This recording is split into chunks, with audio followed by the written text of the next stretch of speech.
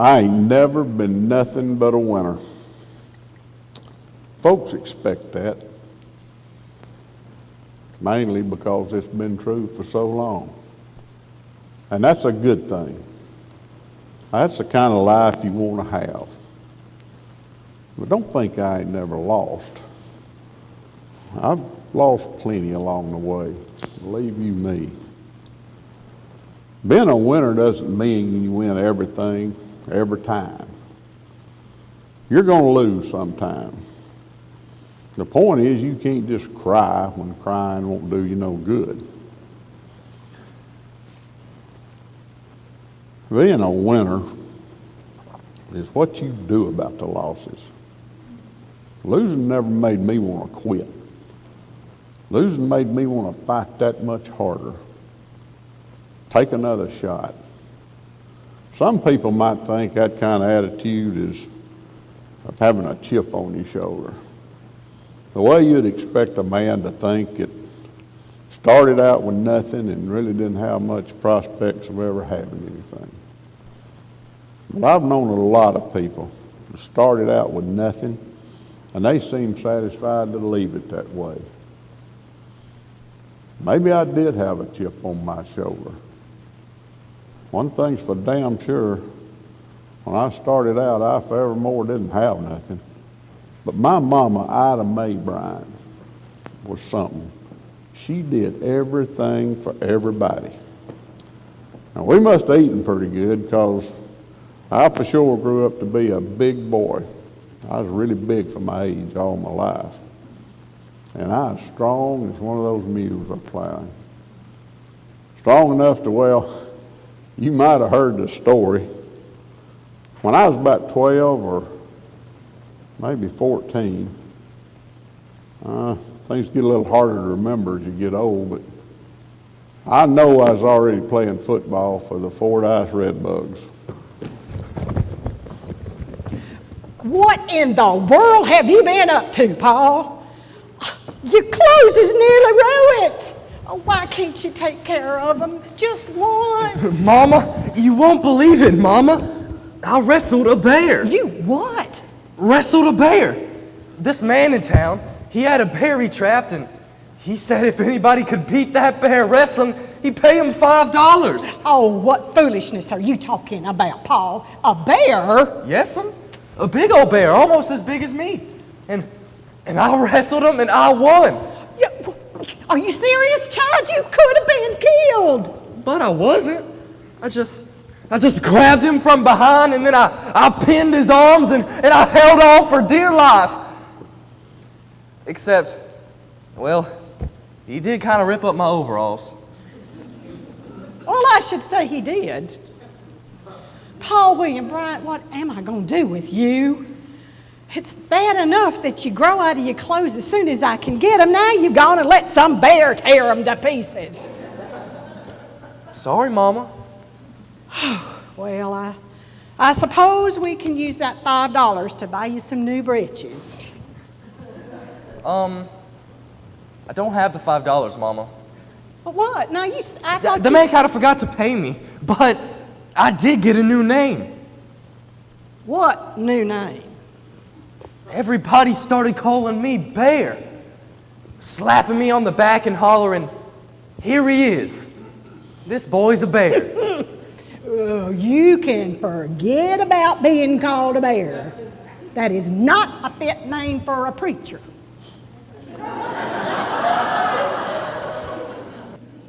But as much as I learned about football in Tuscaloosa, as much as that made me what I am today, there was one thing that happened to me there that was more important than anything else that ever happened to me. That includes every kind of championship we ever won, award they ever gave me, or meeting presidents, or anything else that ever came into my life. Because in 1932, in Tuscaloosa, Alabama, was where Mary Harmon Black walked into my life. And she is worth 10 times all the rest of it put together. Mary Harmon Black was the best-looking gal you or I ever laid eyes on. Paul Bryant. I like that name. That's a nice name. So why does everybody call you Bear? When I was a boy, I wrestled a bear. You didn't. I won, too. You're trying to impress me, aren't you? You're making that up. I wish I could impress you, but I ain't making it up. I wrestled a bear. Nobody can wrestle a bear. Nobody ever told me I couldn't, so I wrestled him. I won, too. You said that already. Oh, yeah, I did say that, didn't I? Well, can't you say anything else? Yes, ma'am, I sure can. Mary Harmon Black, you are the best-looking gal me or anybody else has ever laid eyes on. I guess you can say something else, Paul Bryant. They call me Bear. They offered you the job at Green Bay, But I didn't want the pros. I wanted college. so you dragged me out to the Texas desert. Texas A&M is not in the desert, Mary Harmon. It might get a little hot in the summer. A little hot? You just about killed those poor boys. It was so hot. No wonder so many left you high and dry. But not you. No, not me. So I get this bright idea that I'm going to load everybody on a bus and haul them out to Junction, Texas, which was even hotter, even less to look at, and even more dust. And that was a hell of a summer. Everybody thinks I must have been trying to kill off the team or do a survival of the fittest or some such nonsense. But I just wanted to see who had the guts to win. A third of them did leave me after that little summer workout. But every man I had left on that team felt like he could whip Joe Louis on a Saturday night. And there was this one young buck that came to Tuscaloosa in '62 who did make quite a name for himself. A fella called Joe Namath. Joe Willie Namath. Joe Namath was a great leader. He had his problems, which everybody knows about. But a man without problems is a man without a challenge. And if you don't have something to rise above, how do you expect to rise at all? How you been, Coach? Just tolerable, Joe, but I'm still kicking. Come over here and have a seat. It's really good to see you. What brings you down to Greene County? Oh, I'm just in the area. You told me you were down here at the lodge, so here I am. Well, how you been, Joe? You still ruling the roost on Broadway? Why, Broadway Joe? Why in the world anybody gave you a nickname like that? I'll never understand. That's a hell of a nickname. And this coming from a man they call Bear. Nicknames. Now, people get nicknames. Hard to lose one once you get it, but Bear. People should just think a minute about the kind of man who can carry around a nickname like Bear. Hey, I got to live up to it. I've been growling around this world for long enough. Most people think I really am tough as an old bear. I think. There's no think about it. You had to be tough. They've given you enough guff over the years, accusing you of playing too hard or even getting your teams to hit too hard. It ain't possible to hit too hard. I've taught them to go 100% for 5 seconds. That's what I ask. You go 100% for 5 seconds, you can make things happen. Joe, you know I had to suspend you. Yeah, I know. A team has rules, and they're for everybody. If I'd let you break the rules and there'd been no consequences, then I'd have next year's team to coach. And the year after that, and the year after that. It's never just about one man, Joe. I know that, Coach. Yeah, I think you do now. But you didn't know it then. Yeah, well, Bama won both those games without me. It's never just about one man. You know, Joe, you was a pretty fair passer. Yeah, I did all right. As little as you let me pass the ball. I like to run the ball. There ain't no secret about that. 3 things can happen to you when you pass, and 2 of them are bad. Yeah, well, try and tell that to the pros. They're looking for someone who can master the art of passing. That's why they wanted you. You were the master passer. That makes me think about something. You remember when they invited me down to play on that master's course in Augusta? That was like taking a pig to a beauty parlor. Well, I admit I ain't never been much of a golfer, but a pig to a beauty parlor, I don't know about that. But I admit I ain't never thought much about the way I look, never gave much thought to my clothes, all that stuff, but except one thing. I want to see if you remember this.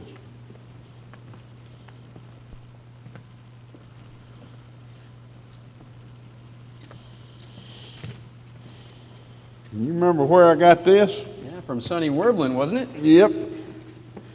He's the owner of the New York Jets. I think that when they drafted you, number 1 in '65, he sort of felt sorry, and this was a goodwill gesture. I've been wearing it pretty much all the time since then. Well, it suits you. Well, I better be getting along. Take care of yourself, Coach. 2, Broadway Joe. You keep winning, buddy. With your team. Fellow once taught me all about that. And then came 1966.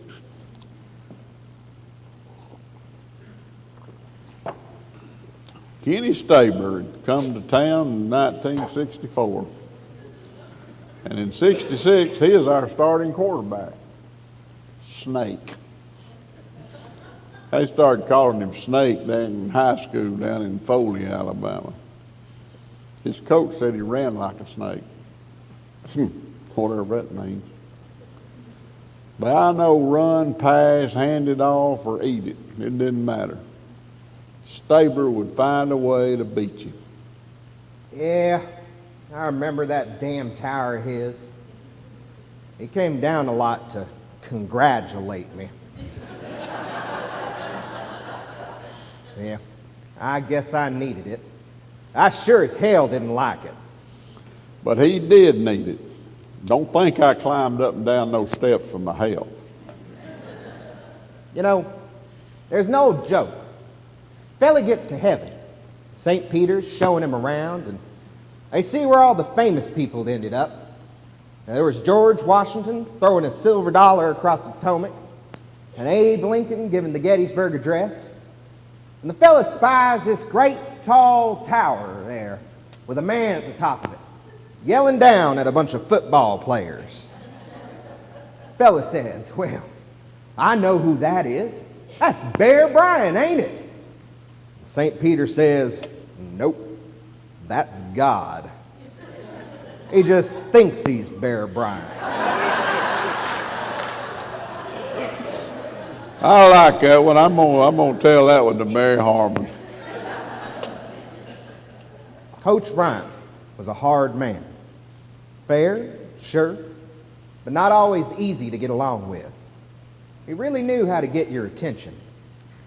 If an auditorium was packed full of people and Coach Bryant walked in through the back door, before anybody knew why, the whole place would kind of tighten up. Voices would quiet down and backs would straighten. That's the kind of man he was. Old Snake and I didn't always see eye to eye. He had a lot of rebel in him. In his very first game, we had a play where he was just supposed to pitch the ball to the running back. Yeah, but I spotted Ray Perkins break free, and I fired that ball to him for a touchdown. When I got over to the sidelines, I was expecting to get, a little praise or something for thinking on my feet and all. I told him, "Listen, son, you can't never trust a left-handed crapshooter or a left-handed quarterback. We had a play called, and I didn't want him to get used to just winging it. Very next game, I called an audible, changed the play he'd seen in. Got another touchdown. Thought I was going to brag on him again. I told him, when I send something in, you don't have to run it. Run whatever you like, but you make damn sure it works. In the spring of 1967, Kenny tore up his knee. I told him to skip spring training and get healed up. Instead, he started cutting class. He went back down to Foley, started drinking beer, just laying around. I got a telegram from him saying I was indefinitely suspended. He didn't care for his players cutting class. Then I got another telegram from Joe Namath. It said, he means it. Yeah, and Joe knew that as well as anybody. Well, I decided Coach Bryant and Alabama football could both go to hell. I started partying like there's no tomorrow. Then it looked like I was about to get drafted. Yeah. So I went back to Tuscaloosa and enrolled in some summer school classes and went to see Coach Bryant about getting back on the team. I told him, Stabler, you don't deserve to be on my football team. And I told him I was coming out anyway. When fall practice started, I didn't get a first team red jersey or even a white second team. I got some old brown jersey they dug up somewhere. I knew what that meant. When the season started, I didn't. Joe Kelly was the starting quarterback against Florida State. When the second series started, Coach put me in, and that's where I stayed. That fall, old Snake made some Crimson Tide history of his own against Auburn. It was raining like hell in Birmingham. Legion Field wasn't anything but one big mud hole. We were behind 3-0 in the fourth quarter, and Auburn had pretty much been owning us all afternoon. But then they fumbled a punt snap, and we recovered it on their 47-yard line. Old Stabler stood right there in the middle of Legion Field and all that muck. And he took the snap and he rolled to the right on an option. But the receiver was covered. And he started running Right down the sideline, 47 yards. kind of dancing along like it was a tightrope. He scored the only touchdown in the game that day, and we won. They called it the run in the mud. It was a hell of a play. Yes, sir, Snake, it was a hell of a play. Coach, I'm sorry about that spring and summer in '67. I wasn't acting like a man. But you learned, son. You learned. You for damn sure made it work for you when you had to. Thanks, Coach.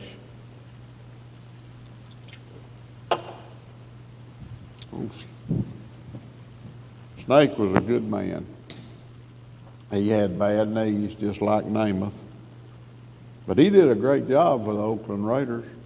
Made some great plays and won a Super Bowl. Now here's the truth. A good, quick, small team can beat a big, slow team anytime. I always wanted my players to show class. Knock them down and pat them on the butt and run them back to the huddle. And that's how those players behave. They'd run down there and try to kill you, but then they'd be a gentleman. I don't doubt for a minute that those 64, 65, 66 teams will be remembered more for their size as they are for their achievements.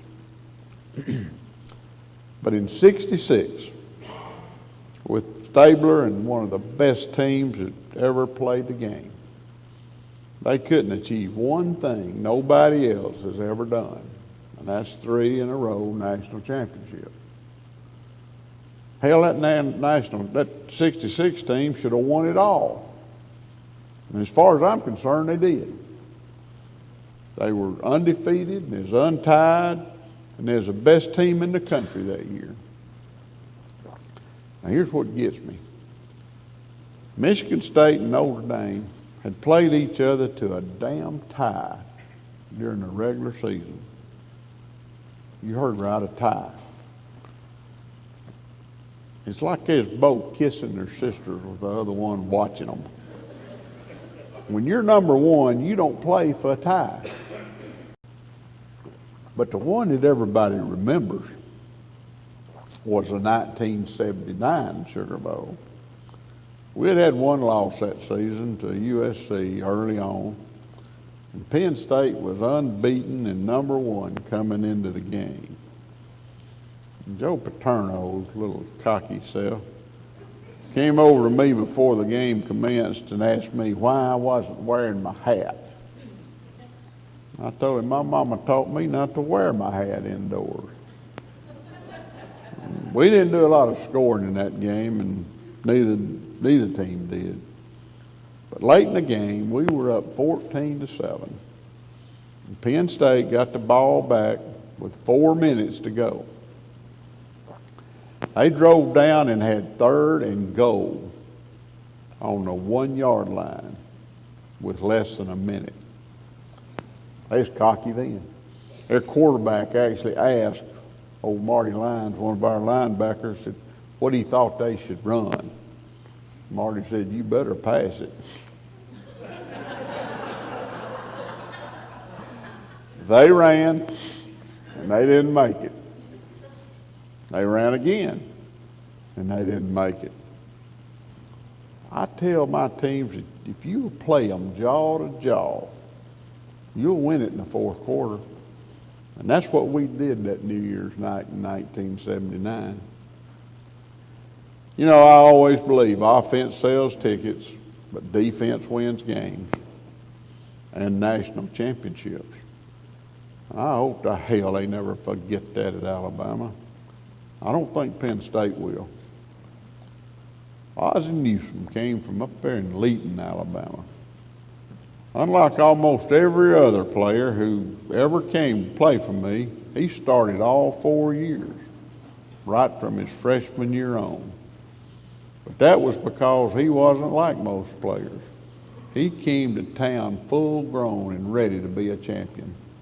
I knew about the program in Alabama, and I knew that this was a place I could make my mark. In 1974, you couldn't exactly say that being black in the state of Alabama has changed all that much, but from everything I heard, being black and playing for the Alabama Crimson Tide was a whole different story. People used to tell me, man, if you would have went to some other school where they threw the ball more, you could have set all kinds of records. Well, I'm happy with the numbers I set right here at Alabama, because I got to learn football from Coach Bear Bryant. Ozzie, you know how I feel about throwing the ball. When you throw it, 3 things can happen. Wait a minute, I think I've already talked about that. You said that a lot, Coach. Yeah, I suppose I have. Well, when something's true, it's worth repeating. Thank God we threw it to you. It was mainly the one good thing that happened whenever we'd throw it to you. They used to call him the Wizard of Oz. You know, you still could have had a little bit more offense and wouldn't have hurt my feelings any, but yes, I know. Offense sells tickets. And defense wins games. You said that a lot too, Coach. Some coaches have accused me of being too defensive minded. But most of them are the ones who wound up being athletic directors.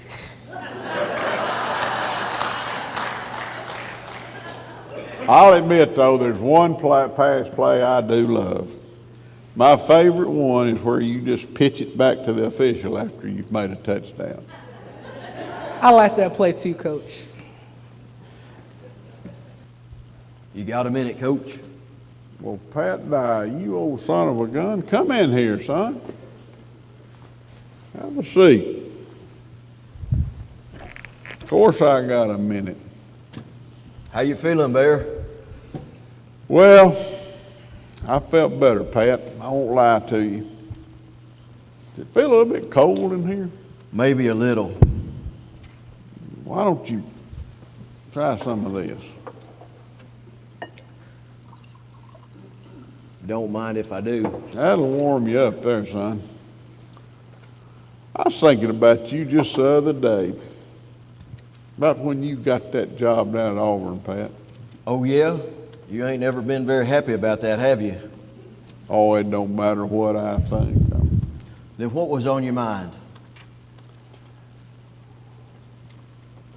You know, I was thinking about one time I got into the office about 7 o'clock, and I called down there and talked to Sugar or somebody on the staff, and the little girl said nobody was in yet.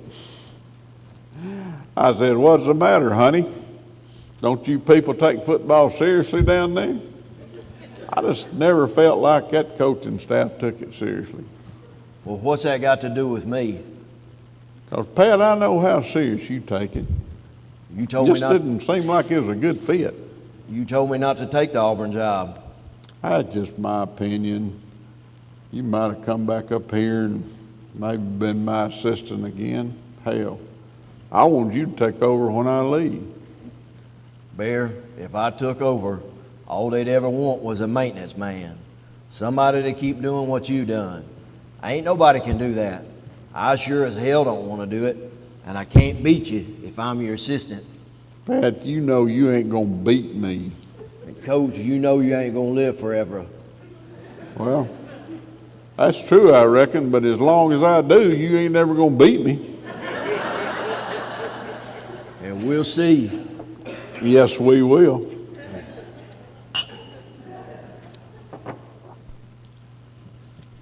You know, I learned a lot when I coached for you, more than I could have anywhere else. You learned it as well, Pat, as anybody ever did. And you know, I ain't never been very happy about that night when you broke the record, but it was something to be there that night. I just wish it hadn't have been against Auburn. You know, I'm not one to give fate any credit. A person makes his own luck.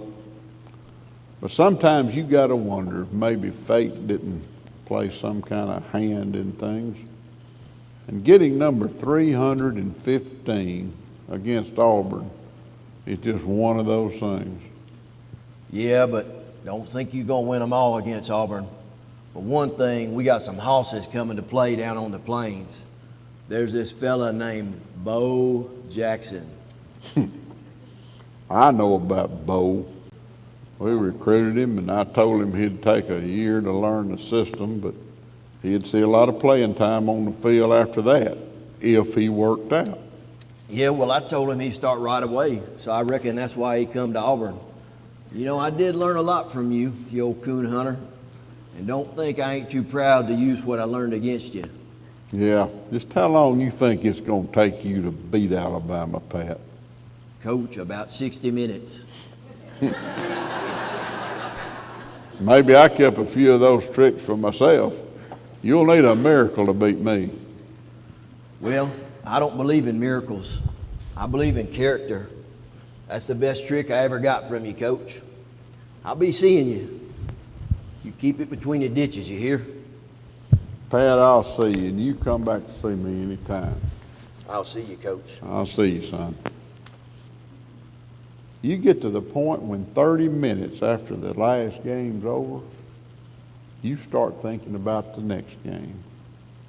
And when the season's over, it's always a few days before you even realize it. And when you do, you start thinking about the next season, and it just never stops. And that's not all there is to life, Mary Harmon. I know I'm different. I can't help the way I am. But it's been too hard on you. There ought to be a special place in heaven just for coaches' wives. It's really not been any kind of life for you. Is there another kind of life? I'm married to Paul Bear Bryant. That's more than enough for one life. I'm satisfied. I have always been proud of you. You remember what I said about you putting up with me and a lot of neglect? Well, I have had to put up with you, that's the truth. And you always made sure your other love got enough attention. Other love? What other love? Football. Football? Sometimes I wonder what you'd say if you had to choose between me and Alabama football.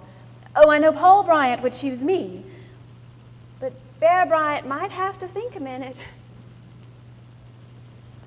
Mary Harmon, you're the most beautiful gal me or anybody else has ever seen.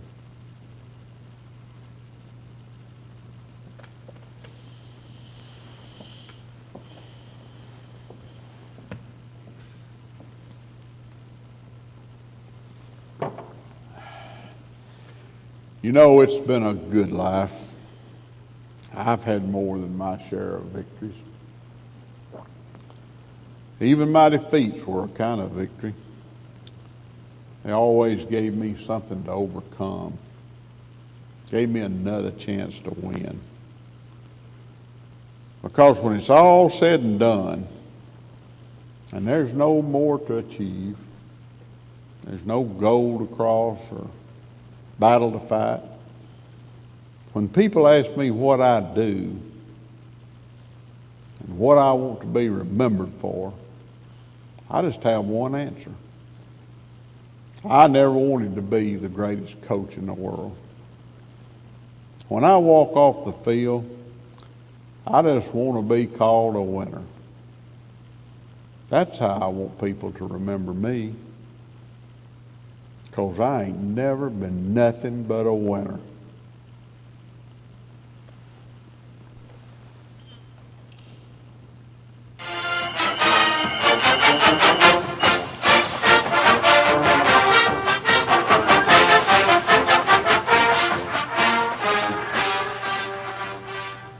I remember that. All they ever wanted was a maintenance. I'm married Everybody to started Paul calling me Bear Bear. Bryant. I That's sure more as than hell enough don't for want one to do it. life. Slapping me on the back and hollering, I have suppose always you'd be been sure This boy's a if bear. I sure as hell We didn't can like always it. use This another boy's a football bear. player. I have Coach, always you know you been ain't proud gonna of you. live This forever. boy's a bear. Alabama You ain't gonna football, live both forever. go to hell. Always This been proud boy's a of you. bear. Both go to You ain't hell. gonna We live can always forever. use another I football have player like always this been one. proud of You you. ain't gonna live forever.